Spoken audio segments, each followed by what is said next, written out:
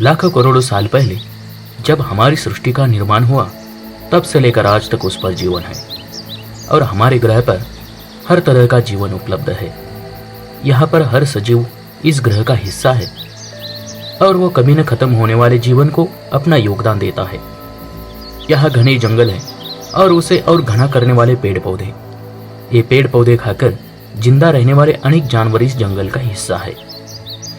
यहाँ दूसरे जानवरों को अपना भोजन बनाकर खाने वाले भी कुछ जानवर होते हैं और कुछ मरे हुए जानवरों का मांस खाकर जिंदा रहते हैं। यहाँ हर तरफ एक रेस लगी हुई है।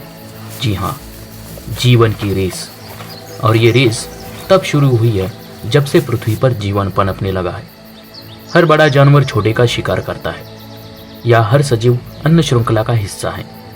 कुछ जानवर पेड़ पौधे खाते हैं, उनको शाकाहारी कहते हैं, तो कुछ जानवर शाकाहारी जानवरों का शिकार करके